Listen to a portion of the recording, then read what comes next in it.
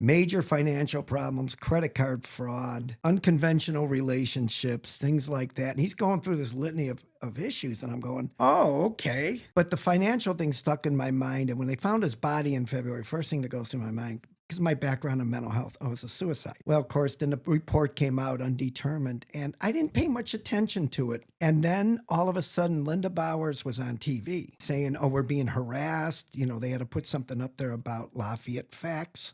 And Linda Bowers was the other trustee. Was one of the other two trustees.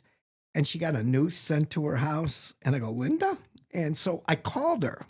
Now, mind you, I had not talked to her in like 12 years. And the last time I talked to her was we were both united that we didn't want Tom Miller as sheriff. We knew Tom was not, he was arrogant, but not competent. And I said, what is going on? And then she's given me all this stuff that happened. So using Facebook espionage is what I've been accused of. I went on the Justice for Bryon Macron page, legitimately.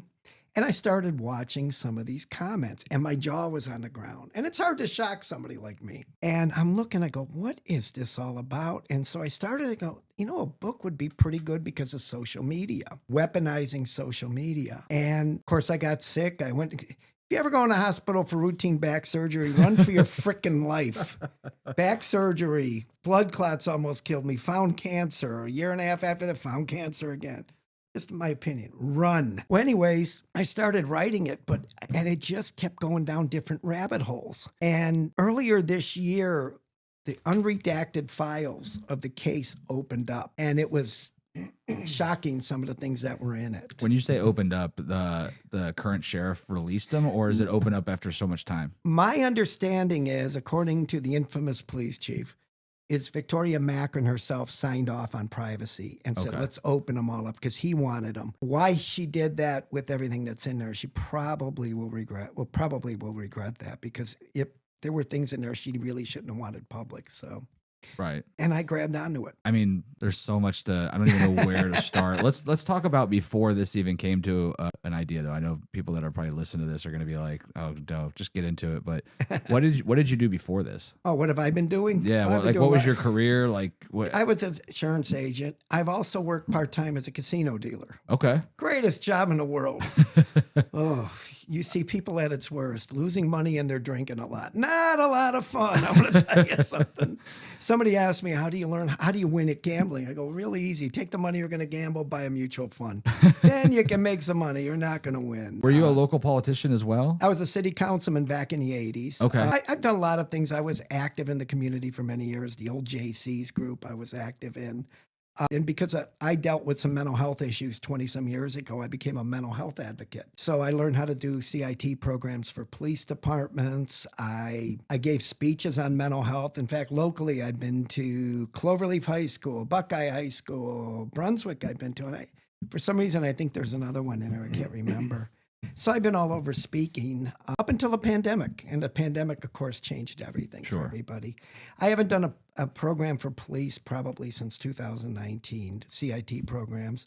But my original plan for a book was, there was a police officer shot in Cleveland Heights, and I had some involvement in the after effects of that. Was Timothy Halton was a paranoid schizophrenic who murdered Jason West. And I used to spend a lot of time at the Cleveland Heights Police Academy. So I got involved with that.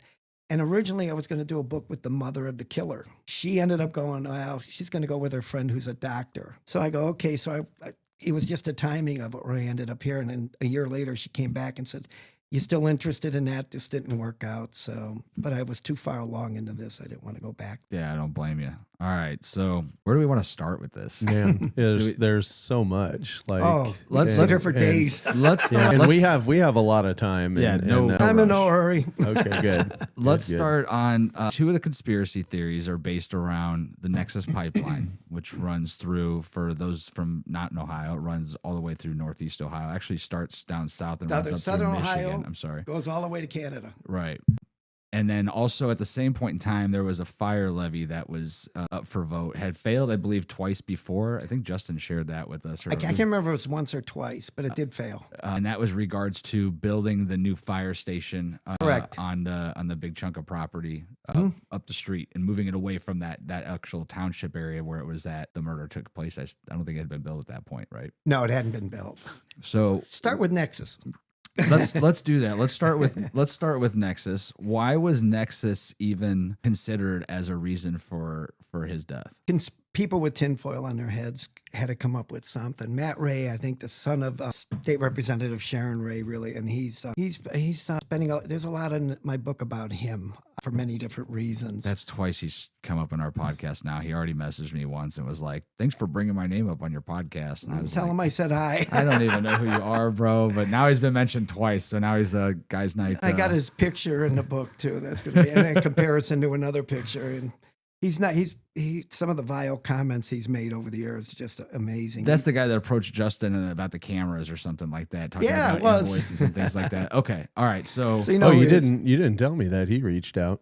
Yeah, the guy from Wadsworth. Yeah, that's him. He sent me. I didn't even read all his messages. There's so many pictures of invoices and stuff.